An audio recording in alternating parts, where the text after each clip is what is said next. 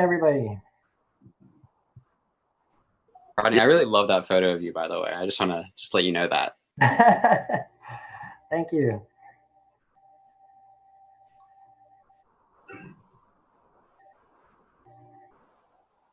And then there's reality.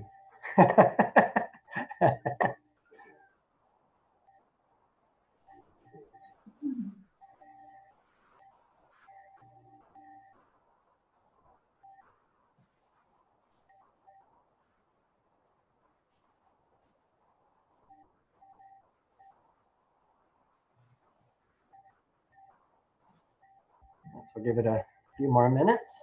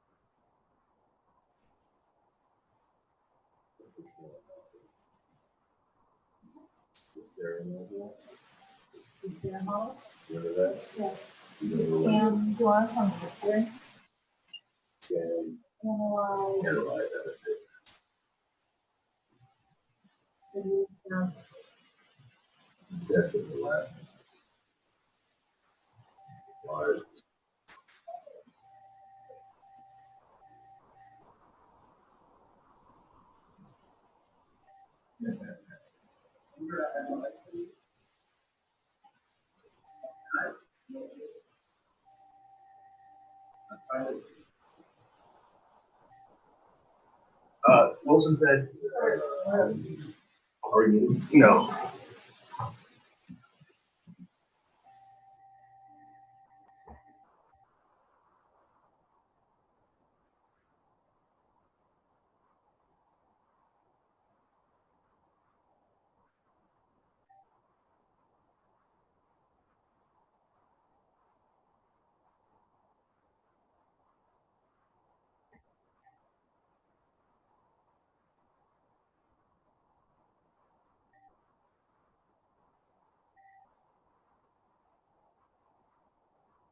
Hey, George.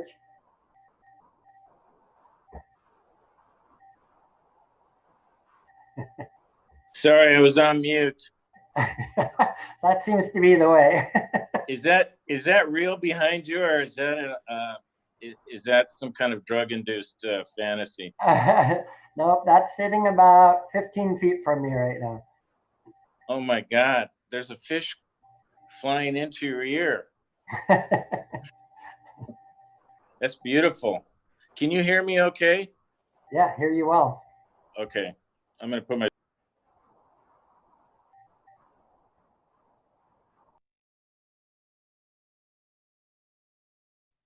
Is this God of the sea and God of the skies?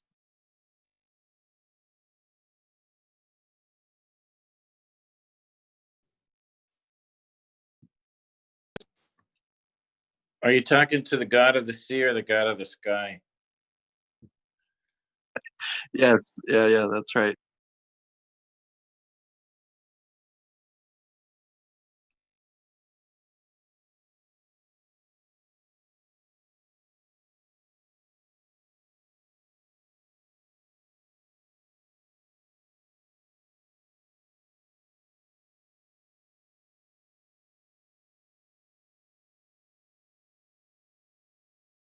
And no one heard a word I just said. I was just saying that we should probably go ahead and get started, even though they know there'll be people showing up late. But since we're limited to an hour, we could probably start moving along if everyone's okay with that.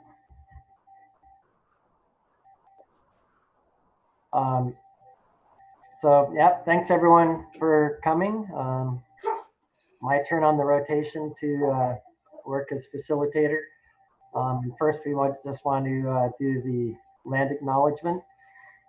We'd like to acknowledge that this meeting is being held on the traditional lands of the Chumash people and pay our respects to elders, both past and present. We honor the traditional territory as well as the story and contributions of the Chumash people to this land upon which we gather and create.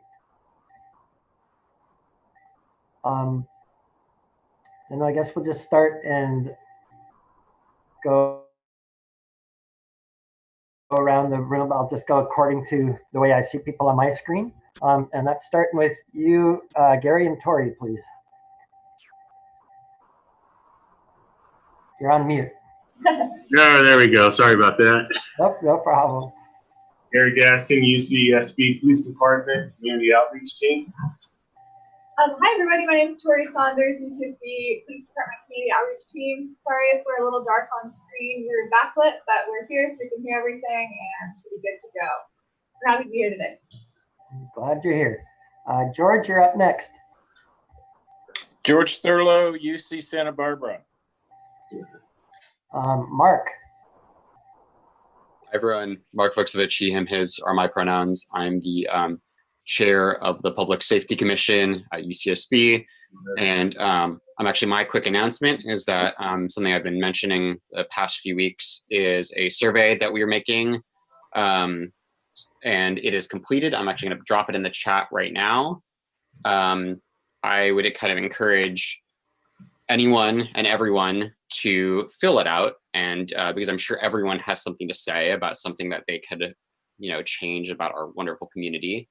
But more than that is if people can share that with communities of students, faculty, Isla Vista residents, staff members, and anyone who feels like they have a voice themselves, because we want to get really wonderful people, really wonderful ideas, and just, bring in more people outside of kind of the fold of people who typically are involved with these sorts of activities and meetings and community networks. That's it for me.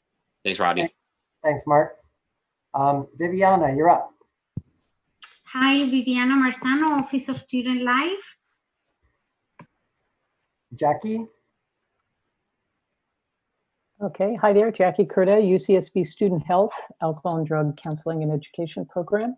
And Mark, very excited about the survey. I don't want to take up our time now, but I'll circle back with you just so I know, how you're getting it out so that we can support that. Thanks. Great, thank you. Mr. Jones. Good afternoon, Aaron Jones, Director, UCSB Educational Opportunity Program. No announcements. Naomi. Naomi Kovacs. I'm with 3rd District County Supervisor. I can't really hear you. I don't know if it's just me. Here, I'll come in. Sometimes I have weird sound issues. Naomi Kovacs with County Supervisor Joan Hartman's office. Thank you. Spencer. Hi, everyone. Spencer Brandt, President of the Isla Vista Community Service District. Thank you. Elijah. Hi, everyone. I'm here today. I'm working on a community engagement for Cookies Cannabis. So just today here, eyes and ears, and happy to chat with anyone offline. Any questions they have. Thank you. Kim. Hi, folks. Kim Equinoa from UCSB's Dean of Students office. Good to see you all. You too. Jay. Jay Freeman, Isla Vista Community Services District, not representing formally today. Thank you. Omari. Hello, everyone. Omari Pryor, UCSB's Alcohol and Drug Program. No announcements. Oh, thank you. Ariel. Hey, everyone. Ariel Bornet, UCSB Police Department. I'm with the Community Outreach Team. Are you on patrol right now? I am not on patrol right now. I am going to go get lunch, though, right after this meeting. Okay. Yeah. Jonathan.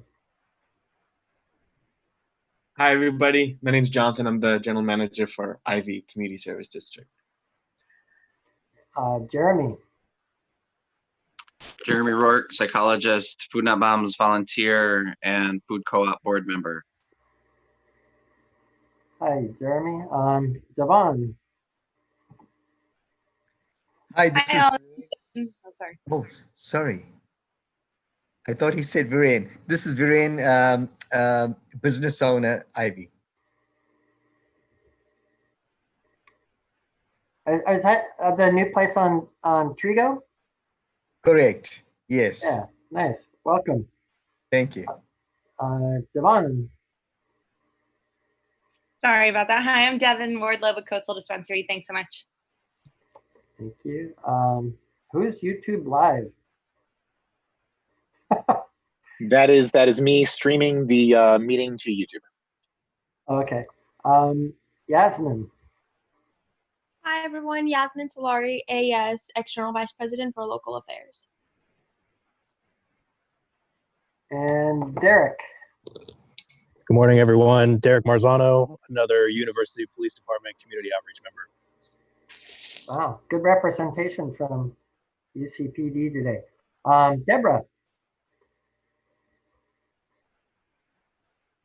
You're muted. I don't know if you're talking. Hello, everyone.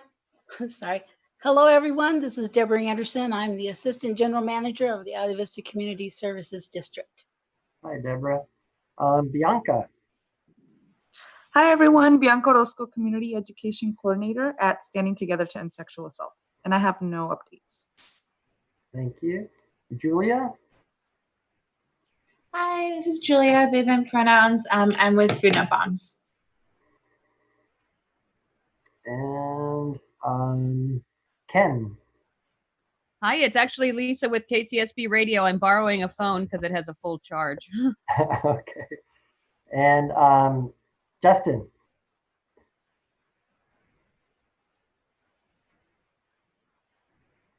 You're muted.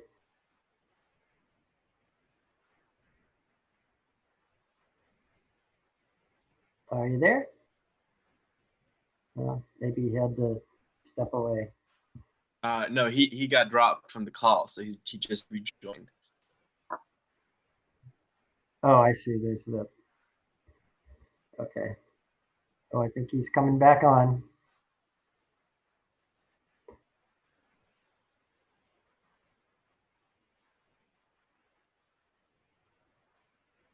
Justin, you're up.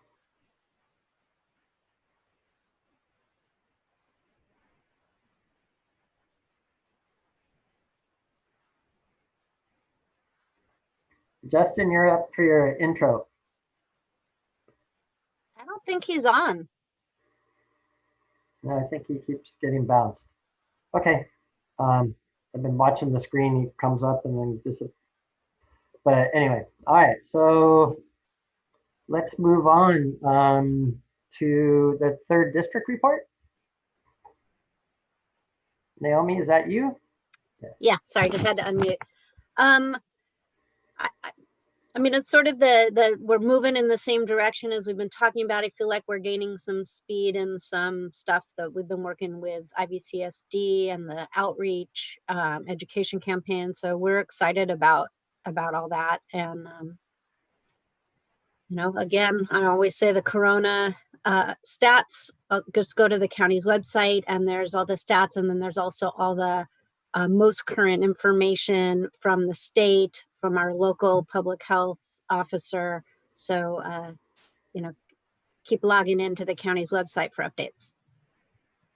I have one question for you, and it's maybe something that was answered at another meeting that wasn't present, but they had talked about, I think, doing the sidewalk infill on Sueño, or was it Pardal? Maybe it was Pardal. Over the summer, I don't know. Is that still happening, or it was a long time ago?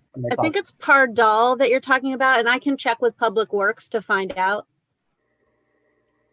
So I can get back to you on that. I was just curious. Thank you. All right. Anyone have any questions for the 3rd district? Okay, then we'll move on to Associated Students in IV. Yasmin.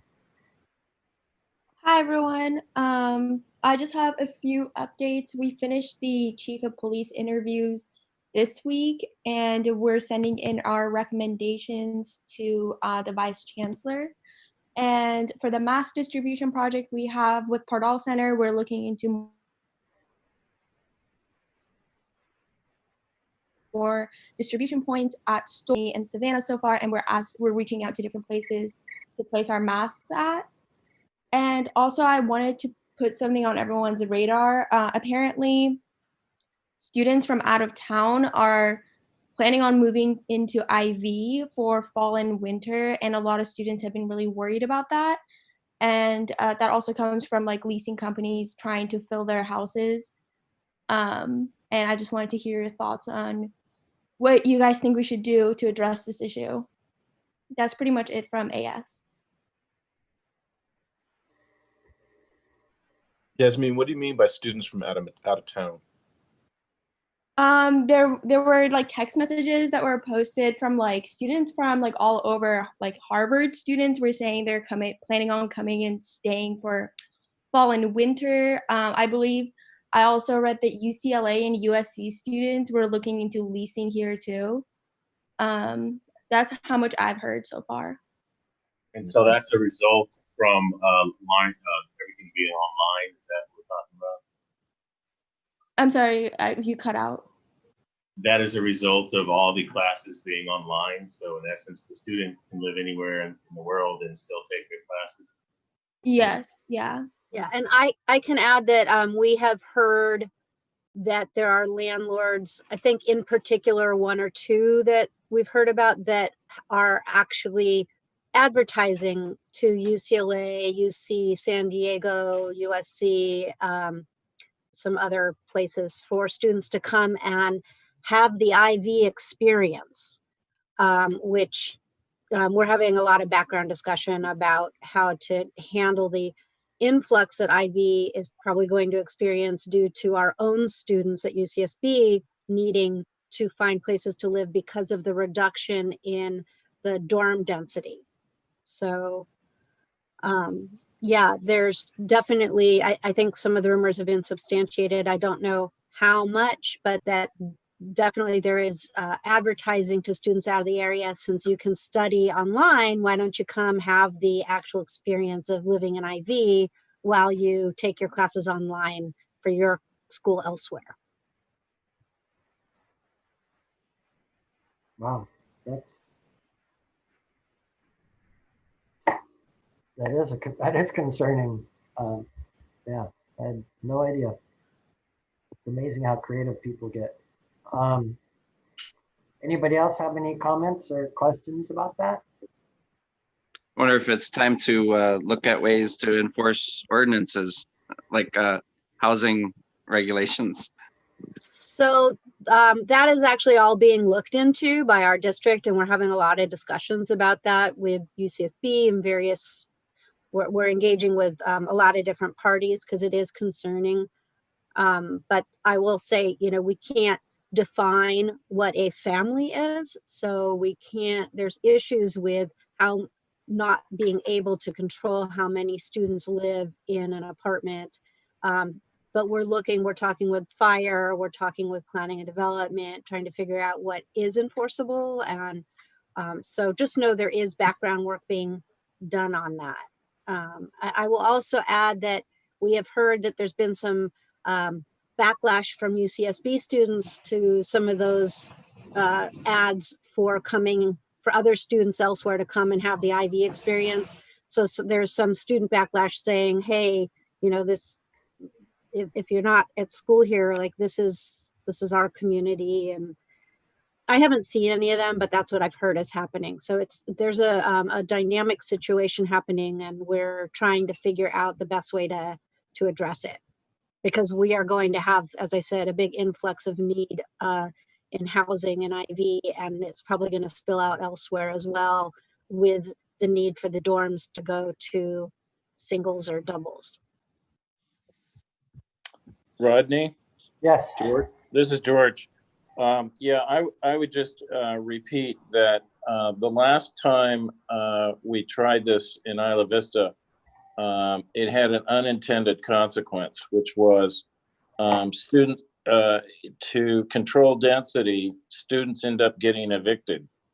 And when the students get evicted, they have nowhere to go. And particularly if occupancy is really high, which is what we're hearing, I just think we want to be careful. I mean, you know, we really are between a rock and a hard place between having too many people in houses and COVID versus if you start to enforce zoning regs, you're going to have evictions.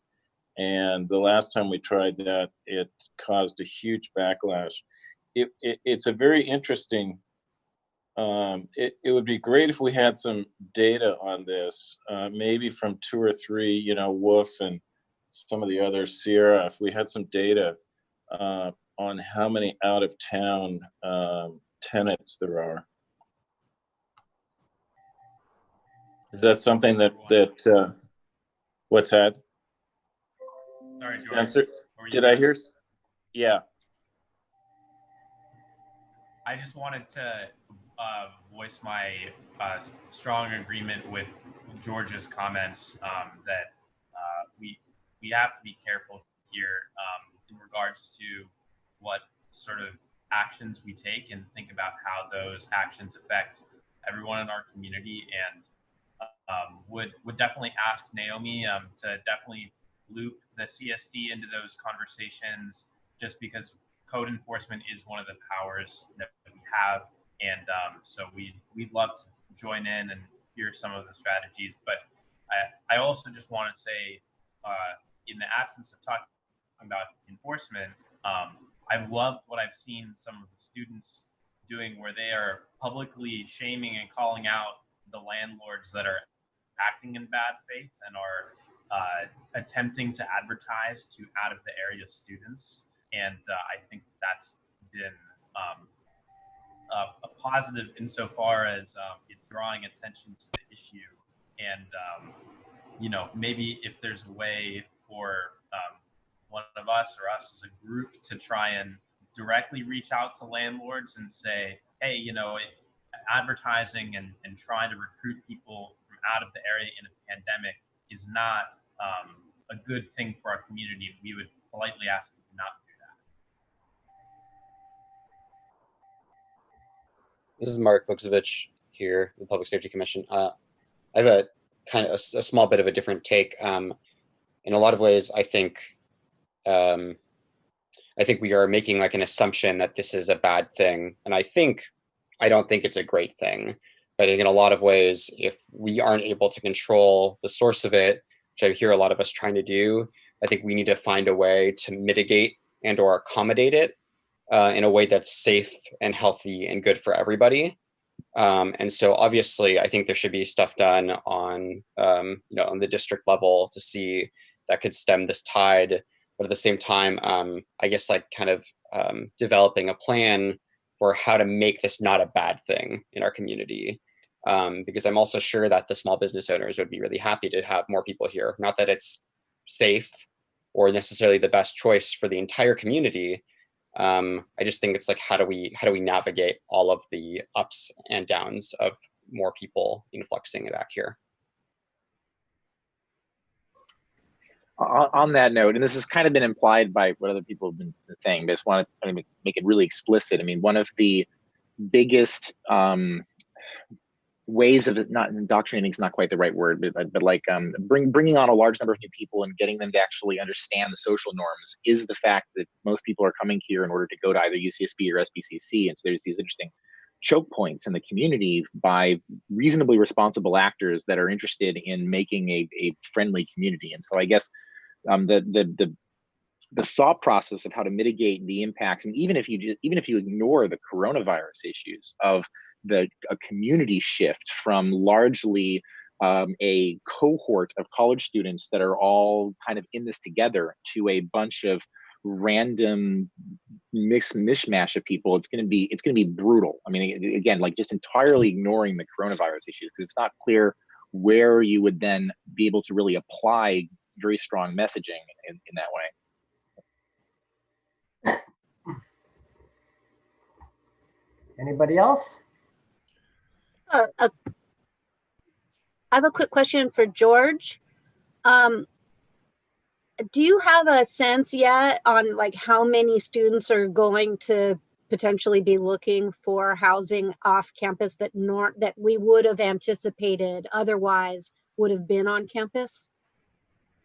That's a great question, and I haven't been part of the specific discussions, but I can say that I'm not sure if there's been a decision made about one student to a dorm room, two students to a dorm room.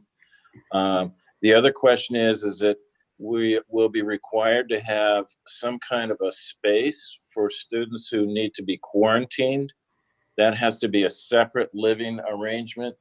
And I think a lot of this is all going to depend. I think what we're looking for is guidance from county public health, particularly in terms of this issue of one or two to a dorm room. or 3. And also whether the governor decides that he doesn't want to see congregate living in California if we're at a another huge spike. So, the best I can answer is everybody's trying to figure out what the best answer is going to be, and I'm not sure that anybody has decided. Hope George? that answers. Yes. Do you know, is enrollment for the fall, is it expected to be down or about the same, or any kind of percentages on that? Well, I think we were all expecting a huge melt this summer, and a melt is when students pay their $50 to come. They've been admitted. They pay $50, say we're coming, and then they don't show up. And we are not seeing the typical melt this summer. So I think we're looking at the same numbers as we had last year in terms of enrollment. All right.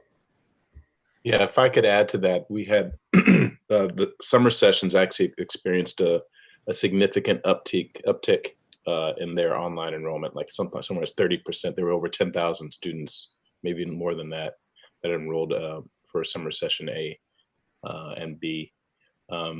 So, and I would, hearken or George's comments. From at least for what I've heard, there's no indication that it's going to be anything significantly less. I do want to comment. I'm a little bit concerned about this recent phenomenon of students who are not going to other institutions being invited to come to Isla Vista, and I wonder if there's a way to kind of call the property owners together into some sort of conversation. On the one hand, I think it's alarming and concerning, particularly if it's like, oh, I'm just going to go to Ivy and party because I can't do anything else. On the other hand, Isla Vista is an insular community, and if there's kind of a broader, perhaps I'm not obviously a healthcare professional, but if there's a broader agreement amongst the community, then the community can actually kind of isolate itself in such a way. But that may be too much to ask for such a densely populated area. That's very concerning. It makes me want to just tell all of our students just not to come back at all.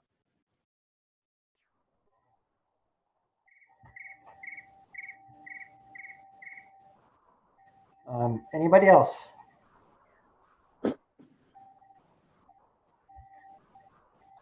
All right. I think I will reach out to Jen Burcham and see if she has another property owners meeting scheduled or plans on scheduling one in the near future, because that would be probably the right place to do that. This is Jackie. I would also say, and perhaps our law enforcement colleagues can chime in. I know, echoing Aaron's point and a number of others, if there are students from out of the area who are coming in who will create situations that result in law enforcement having to take actions, et cetera, it's so hard, at least in our experience, seeing students who are referred by the court system for a variety of different alcohol and drug related situations. When they're out of the area, when they don't live here, when they're out of the state of California, it's really hard to kind of make those actions stick to some extent. So I would agree that it really is something that we need to wrap around in order for it not to become, I know over the summers when we've had international students coming in, influxes of students from out of the country into Isla Vista, the concerns about alcohol and drug use and parties and so just spikes up terrifically, and it's been hard to hold those students accountable to any action. So I would agree to something to be aware of. Jackie, this is George. Yeah. In the past, we had a policy, and I don't know if this is maybe a question for law enforcement, but in the past, we've sent letters. We, the university, has sent letters to other institutions indicating your student behaved in this way in our community. Was that effective? Is it reasonable? Is that something we should think about as a deterrent? Well, I think what you might be referring to were letters that were sent out, perhaps from the Dean of Students office, regarding primarily Halloween and Deltopia. They were preemptive as well, kind of letting, but there were particular institutions that we knew, at least to my knowledge, particular institutions, and Kim and Katya and Viviana may know better, but Debbie Filming used to send those letters out, if I recall. I think, I mean, the difficulty here is we don't know all the institutions that might be actually involved in this. So I'm not sure how we could take that kind of a step. But if they're identified in some way, if people are seeing signs and maybe there's, social media posts about all of this, then I think we can consider it. I'm not sure how they would communicate to their students, oh, this is such a wild time.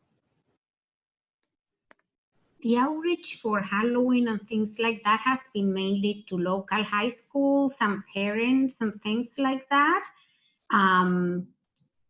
I don't think a letter could hurt, but on the other hand, how can you regulate where somebody wants to live? I mean, I think this is really a really bad situation, but do we have any say legally? I don't know. I don't think so. Yeah, Jackie raised a great point, and this is not something that's new at all to Isla Vista. It's something that's been happening since I've been in the community for at least 12 years.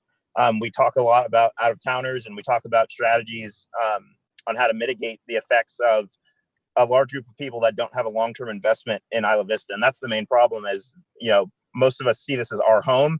And when people are coming in temporarily, they don't have the same investment, so they don't treat it the same. I would say, one, knowing that we've been through this, we know that we can get through it. Knowing that the community is much more interested in public safety right now with everyone getting involved, this would have been a problem that would have been just thrown at the police, maybe 5-6 years ago. But now in meetings like this, we have so many different entities who are ready to address this. From if it's a university communicating to a university, if it's student communicating to students, if it's the Public Safety Commission doing a campaign or whatever. We have so much more of the community that's going to be active in addressing this if it starts becoming a real issue on the day-to-day basis. And then obviously because of groups like this, we can address this beforehand. So we get ahead of this as well and do educational campaigns. So it is, like I said, it is a historical issue in IV, but I think we are going to be coming at it with many more resources than just law enforcement this time. So I'm confident that we'll be able to address it well. Thanks, Ariel. I also wonder if,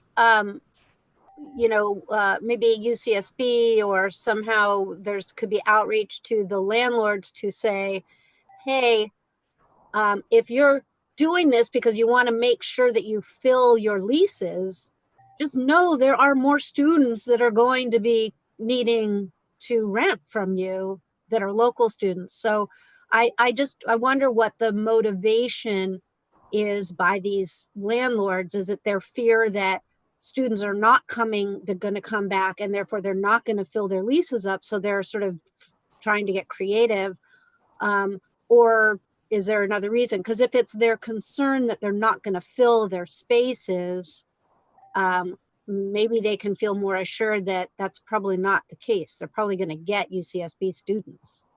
Yeah, it may be that they're just trying to fill their spaces immediately, over the starting with over the summer. But anyway, there's kind of an issue with the way that, because most of the places in Isla Vista are leased in the late December, early January, going in through February. And so a lot of Isla Vista has been leased for next year and everyone's trying to get out of their lease. And the issue then is that from the perspective of the property owner, I'm sure they're thinking that, like, well, why should I have to take the hit on that? That they try to help the students who want to get out of leases by saying, we'll do advertisements, we'll try to figure out somebody to replace you. But from their perspective, they're like, but if we fail to find somebody to replace your spot, or you fail to, because the student can do it too, you're the one who's going to be on the hook for this money. Like, that's their mental model of it. And so the idea of trying to go to the property owner and say, just trust us, you're going to have a lot of people who are going to be really interested in doing this. In another couple months, people are going to start to show like there's something big stuff. It starts to be like, well, that's cutting it close for our current leasers, like, and because we're not going to just let them off the lease and then we try, like, it's just I think what's going on there. Like, Well, this is also like a bit of a tangent. I don't know that much about it, but I do know that United Way has discussed reaching out to landlords if any of them are looking to change their liability insurance and would be willing to lease out their spaces in order to provide like permanent supportive housing. So if there are any landlord companies in particular that are seriously thinking like, oh, we have a lot of spaces that are not going to be filled up, that is another way that they could have those spaces filled and also be a benefit to the community.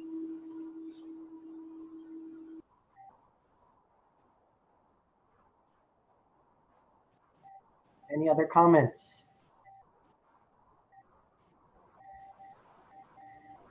Okay, well, something for us all to think about. All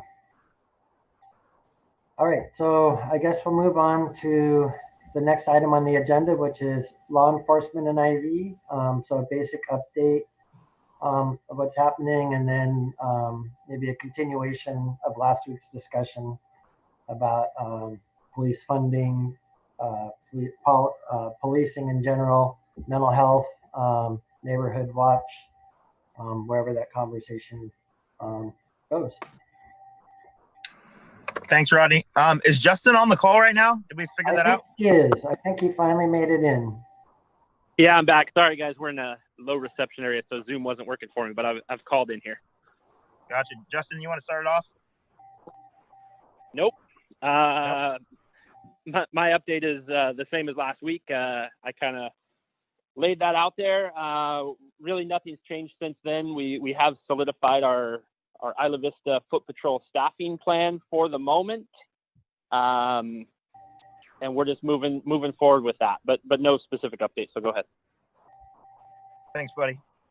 Yeah, on our end, we've kind of mentioned this at the last several meetings, but we are very much so still in the information gathering stage.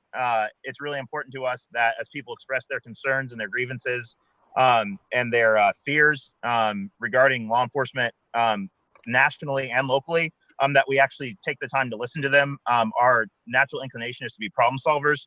And so we want to just start, spitting out and riling off, oh, we're doing this, we're doing that, and really getting defensive and kind of telling you like, hey, believe me, I'm a good guy. Remember, it's me, it's Ariel. But we've kind of been policing ourselves and like fighting against that and saying, hey, how about you just listen to people and let them tell you from their perspective what they would like changed, and then spend a real amount of time actually going to the appropriate sources to see if we get these issues fixed, or what's the historical issue with these purposes or with these issues that they're bringing up. And so we are very much still in that stage. We had a great meeting with a bunch of UCSB staff and faculty members where they got to express their grievances and concerns and fears. We have been talking to parents weekly, multiple times a week, 3 to 4 times a week through programs that Parent Orientation have set up to hear their concerns. And our hope would be to have very similar interactions with the student groups that next, especially in fall when it starts back up. But those are kind of the stages we're in right now. We are listening, we are planning, we are communicating, and like I said, we do it every week. But we really do invite you all to email us. We will put our email into the group chat, so you have our email address. You can talk to us. Like I said, it's really important for you to know that if you are in a space where you feel like you actually want to hear it from the horse's mouth and actually talk to a law enforcement officer, that is available to you. If you want to go through another organization, we have groups like the Public Safety Commission that would be perfect for that, where you can actually go to them and they will talk to us. Or I encouraged the last time I was here, we're all on Zoom right now. So if there's any fear about our presence or the way we carry ourselves in person or the fact that we're armed, Zoom is a great way to have a conversation without you needing to feel like you are in fear or anything like that. So like I said, we are totally aware of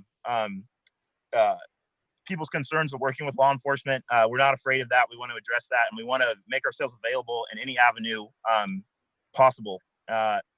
So that's kind of where we are at right now. I hope you guys know that we love you all.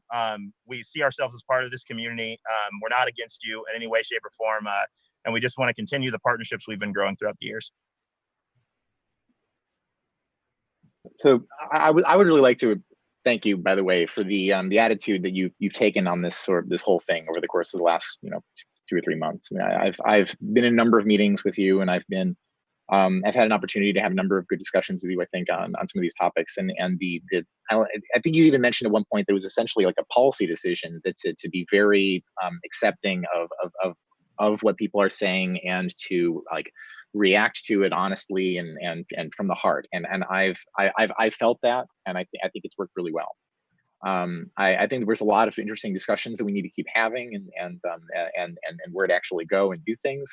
But I feel like the attitude there has been largely positive. And kind of from that perspective, I'm curious to learn more about. So at the meeting, this meeting last week, Justin had mentioned officers in Isla Vista requesting transfers out of Isla Vista due to hostile sentiments. And I'm not certain if that's mostly sheriff's department people or if that's also UCPD people. But I'm wondering is that something that is happening and what potential ramifications that might have in the short term. Justin, you want to take that? Yeah, I don't want to speak for you, but my understanding is that the university police officers really aren't in Isla Vista at all right now. So whether or not they are transferring away from UCSB in particular, I don't think affects Isla Vista. It's just mostly sheriff's personnel right now. As far as that issue from last week that I mentioned, it has certainly been confirmed. Our last supervisor, our last sergeant, just put in for his transfer out of Isla Vista. So what that's going to look like basically is during the day shift, Isla Vista will be covered by a beat car. And so what that means is instead of your foot patrol guys walking around and being familiar with the area, it's just a car that gets dispatched from the Goleta area, most likely. And if they're busy, then Carpinteria or up north. And so it'll be a car coming in and a deputy who doesn't really know the area, and they'll look around for where they're going and solve the problem how best they can. And so it's not that there won't be any law enforcement presence in Isla Vista. It's just going to be handled differently, just like it would be in a bigger city versus small little Isla Vista with our foot patrol guys walking around like they used to. So that's the way it's going to be covered all day shift, and then Sunday, Monday, and Tuesday nights. And our remaining few staff are at the foot patrol are going to work Wednesday through Saturday night shift. And so that's what it'll look like for now. If I could add, just to be clear from our perspective, I don't know what the future holds with regards to UCPD and our presence in Isla Vista, but we are still assisting the sheriff's department when requested, and sometimes we are beating them to the call, and sometimes we're covering them to the call. It just depends on what's going on, but I don't want to leave the impression that UCPD is not working at all in Isla Vista. We still have a presence there. I think the majority of our focus has returned back to the campus, especially after the COVID-19 pandemic hit us. We started refocusing that way. So, and I don't know if that's, how that's going to look in the future. So, but the other thing I wanted to say is that we are getting some negative sentiment sometimes in passing from people. I think it happens way less, and there's less for us to endure than the sheriff's department, being that we're on campus more. I think people tend to behave a little more on the campus, and they're also, I feel like we've been putting in a lot of work to try to talk to our people as we walk by, and I'm seeing that pay off a little bit in that we're maybe more of a familiar face, and then having the ability to be seen more and more, because our campus is such a smaller community than what's in Isla Vista, also helps us in that regard as well. Just form, relationships with people as we walk around through public relations and stuff, public contacts and stuff like that. Yeah, and Jay, to address whether or not the UCPD officers are getting worn down by the way they're being treated. I mean, all of us right now, everyone on this call is on, we have social media, we watch the news. We know how much this has been in the forefront of the national discussion. And that definitely does weigh on you mentally. And I'll throw myself under the bus. I've had to be a lot more proactive about exercising and doing art and having conversations with people who know me as a person because of the overwhelming demand that we're getting to speak to the issues that are being talked about in the national narrative. So, you know, one of the biggest failures of law enforcement historically has been failing to acknowledge the mental health consequences of being a police officer. And so, to be frank, if we're having a frank conversation, absolutely, when this amount of criticism is lobbied at you, it's going to have an effect because we are human beings just like anyone else. If IVCSD was on the hot seat, or if AS was on the hot seat over and over and over again, that's going to wear down on you. Like I said, within our own team, we are pretty proactive about making sure that we are continuing to exercise, we debrief after every call. Hey, how are you feeling? Hey, that person was yelling at you. Are you okay? Like, how'd you answer that call? So we have these conversations within our own team. But just know that that is a responsibility that we've taken on. We are addressing it straight on. I think it's really important for you all to know the governing agency that oversees training for all police officers in California has recently launched a mental health campaign for police officers. They're called POST. And that is unprecedented. They are acknowledging, hey, yes, absolutely. Police have to be open to conversations about reform. Yes, police need to do better. Yes, police need to be accountable and available, but also police need to take care of their mental health and recognize that they're human beings like everyone else. So it was really cool to see the governing agency that oversees all of California police officers take that step in making that available. I really appreciate almost everyone I know on this call is always kind and considerate to me outside of calls, and even during the call when you have to do what you need to do and you need to ask the hard questions. You've been largely respectful. And so I understand we all have roles and responsibilities to do. And regardless of what's going on in the national narrative, as long as I'm working for this department, I will not allow the narrative that there is a war between the police and the public to exist. There is not. I know most of you by name. I care about you. I would die for you. You know what I mean? I know Gary feels that way. I know Tori feels that way. I know Justin feels that way. But yeah, sometimes it hurts, but ultimately that's what we signed up for. So like I said, I love that you all have made a space for us to have these conversations. If there's other issues that come up, like what happened today, we love to allow those conversations to happen as well. Like I said, we are one part of this community, and we love being a part of it. Can I ask a question? So Ariel and Justin and Gary and Tori, thank you for all that you do, and we're behind you on that. I do have a question about, so it sounds like the presence of law enforcement in Isla Vista is a bit confusing. And I'm wondering what our students understand. So in emergencies, where do they go? Can they still go to foot patrol? Would there be anybody there? Should they be calling UCPD dispatch in Isla Vista? I think it sounds like it's confusing, and I'm a little concerned that our students out there, our community out there, doesn't necessarily know where the first call needs to go, and it's not always. I mean, maybe it's just a 911, but then who knows where it's coming from? So just wondering how that communication might be getting to our students. Yeah, go ahead. You got it, Justin. Oh, just like before, I think in IV, I would say 95% of the calls we responded to were just 911 calls. And so the students, whether they're on campus or in Isla Vista or in Goleta or on the freeway, they should just dial 911 if they have an emergency problem. And then we, being our dispatchers, will figure out who exactly to send. And so there really isn't going to be a change in protocol there. The one change would be that the foot patrol station is currently closed. And so whereas before, Monday through Friday, 8 to 5, a student or an Isla Vista resident could walk in to ask a question or file a report or anything they would have needed, that's now closed. But other than that, they can still call 911 and an officer or a deputy will be dispatched out depending on where exactly they are and what the problem is. Okay, thanks. Yeah, and Jackie, we want to talk about ongoing issues. We've gone to meetings where Justin is in tan and green and I am in dark blue, and we've explained hey, this is sheriff's department, different department. This is UCPD, completely different department, but we work together. And we laid it out as clear as we possibly could. And people were like, so you guys work for the same department? And we're like, no, we don't.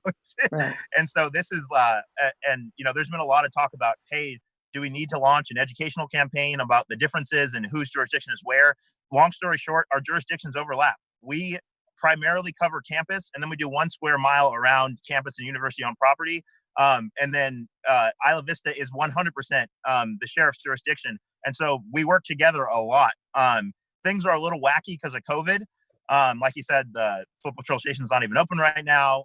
There was that 2-3 month period where the whole community outreach team wasn't even doing community outreach. We were just patrolling because we were concerned about looting and stuff on campus. So everything's a little out of whack right now. So I don't think going into details right now would be helpful because they are confusing right now. But in general, the answer is we have both departments out there. Primarily, Isla Vista is the sheriff's jurisdiction. Primarily, campus is UCSB police's jurisdiction. But we both work together all the time, so often. At one point, you know, there was UCSB police officers driving sheriff's officers' cars when they were working at Foot Patrol. You know what I mean? Like there's a lot of overlap, but it is 2 completely different departments with different stations and the whole 9 yards. But we've all worked we've all worked so hard to establish this relationship between the students and law enforcement, and and the students are pretty, I think, pretty intuitive that they're going to see a police car, a sheriff's car driving around. They're not going to see Foot Patrol walking around. I mean, it sort of changes this community policing relationship that's been so hard to we've all worked so hard to develop. So I there's something about like getting ahead of it a little bit, messaging, as opposed to letting the students just figure out a shift in the tone and the sense and the feeling out there. I'm just putting it out there for you all to consider that, reminding students proactively, like, this is what's going on, and calling 911 is still I don't know, for you to figure out. But I think the students out on the streets there are very intuitive about what law enforcement feels like in the community. So yeah. I think not waiting until there's a sense and a groundswell of like what's going on, what's the feeling like, just mentioning. So yeah, it's great feedback. We appreciate that. Okay.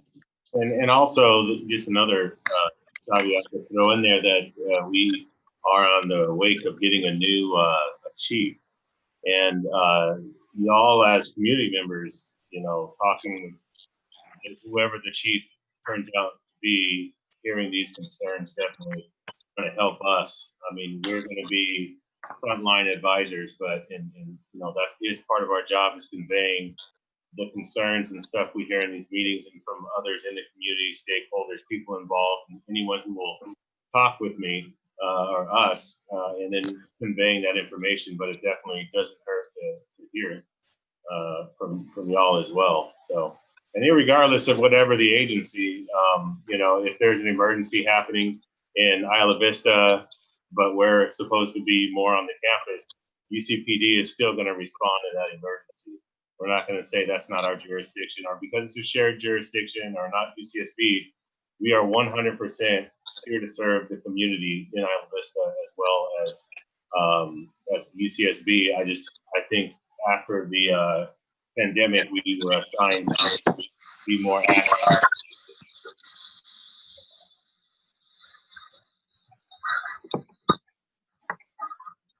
Do you have a sense of when the new police chief will take office? I feel like there may be others on the call that might have more information on that. Perhaps Eric or well, what I know is that the interviews are done. The candidates have been interviewed extensively by a large number of different constituents, including students. In terms of when the final decision, I don't know. But the process, the official process is pretty close to being done. George, is there a no later than? Like it'll be no later than September, November? I don't know. Okay, thank you.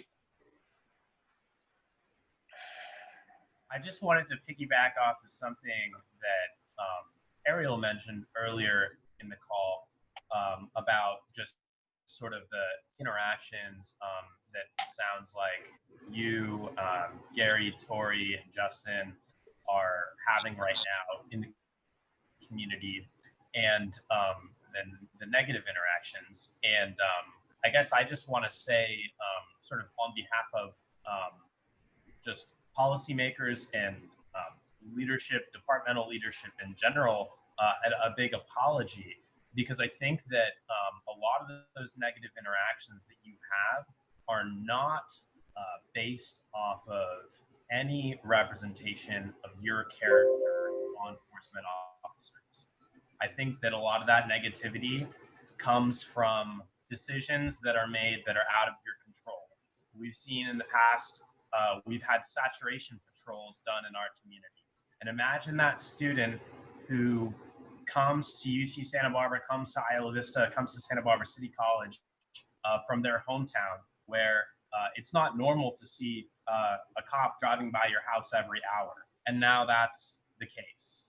I think that we need to think about the way that sort of those strategies, of which I think our law enforcement officers joining us today are acknowledged, have not always served us well. We have to think about how we can get past some of that and continue to build some of those bridges. Because I'll just reiterate, and I'll continue to say this, the last 3 years that we have done our community outreach survey, the number one thing that people would change about Isla Vista is that they would lower law enforcement presence. And I think that that really speaks volumes to where our community is at, even though relations have improved over the last couple of years. Yeah, I mean, you make a great point, Spencer, and it's something that our team has been struggling with when people have different interactions with law enforcement, whether that be a different department or they're coming from a city that has treated them in a different way. Like I mentioned this earlier in the call, my natural inclination when someone starts going off on me about how terrible police are is to get defensive, because I know my actions and what I've done, and I know my values and my standards. I know that I'm a UCSB student. I'm from this community. I know I lived in IV for 6 years. It just starts bubbling out of my mouth, and I always have to catch myself and say, hey, I don't know this person at all. And who's to say they didn't have those exact negative interactions with someone who had a very similar uniform to me, you know? And so I always have to check myself and say, hey, let me give this person a chance. Let me hear them out. They could have a whole life story I know nothing about. I can be affecting them in a way that I'm completely unaware of. And if I don't listen to this person, I'm never going to know that. You know, once again, since it's a frank and honest conversation, you know, having been in this community for 12 years, there's ebbs and flows. You know, we are emergency response. We are emergency response department. You know what I mean? So when an emergency happens and people are yelling at you, where are you? You were supposed to protect me. You're supposed to be there for me. What the heck? And parents are calling in and students are calling in. And, you know, people are sending thank you letters, like, thank you so much for being there in that moment of emergency. We have to keep that in the back of our mind is when there's not an emergency going on, we want people to feel safe and welcome. We want to give them the space and freedom to operate without feeling like they're being micromanaged or, you know, like Big Brother kind of looming over them. We don't want that. That's not a healthy society to live in. But we also need to be prepped and ready to go and properly staffed and properly trained in order to respond. So that person that just screamed in your face and said you were a racist and a piece of trash on Monday, you're jumping in front of a bullet for him on Tuesday. And that's the call of the law enforcement officer, is to be able to separate those two things out and say, hey, you have the right to be mad at me. The historical things that have been done either to you personally or just in this country on behalf of law enforcement aren't right.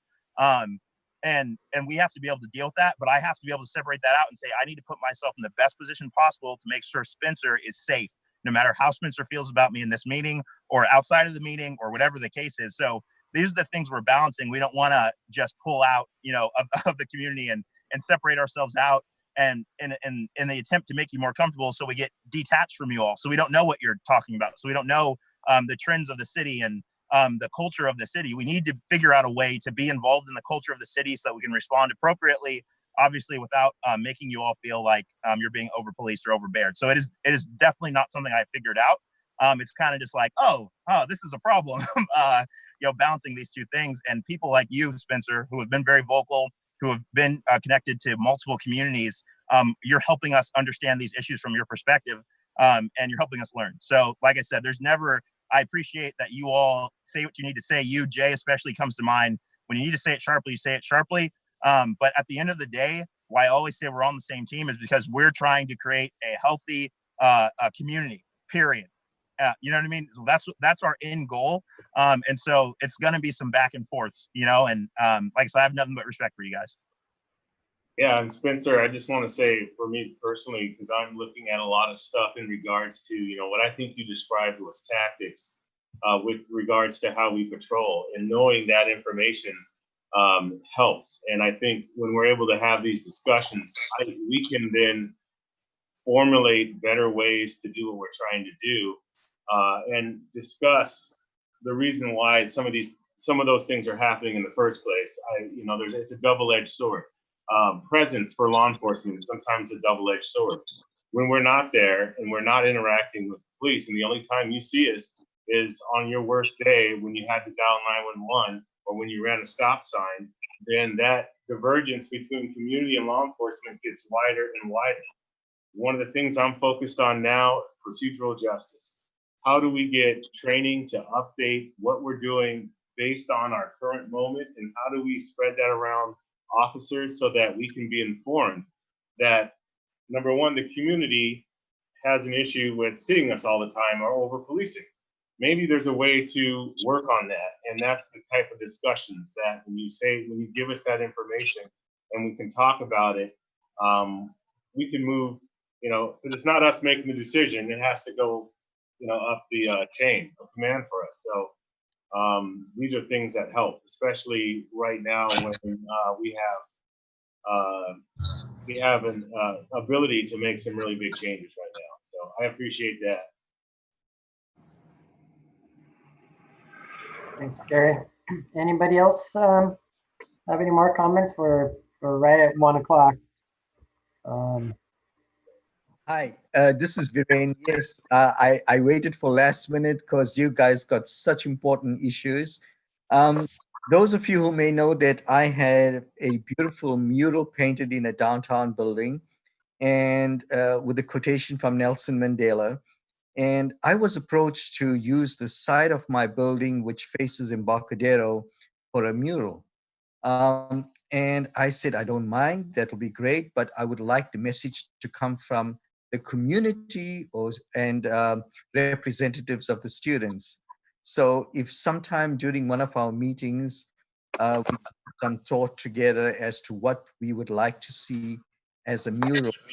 My building is 6576 Trigo Road, the famous yellow old home, but the side of it faces Embarcadero. Fire and ice that closed down. Also, you would enter through the parking lot, but if you're walking, kind of like being opposite Nonstop, you will get a clear vision of the side of the building. So if anyone has suggestions next week, that will be great. Thank you. Viren, you might want to put your contact info in the chat. Yasmin Solari is on the call, and she's been really involved in some mural efforts of late. Yasmin? Yeah, if you could put your contact information, there's a student organizer that came up with the idea for a mural, and we could all meet with you and discuss the mural project. And also reach out to the county's art commission. Maybe there can be a partnership there. Oh, lovely. Thank you. Mm-hmm. I will do.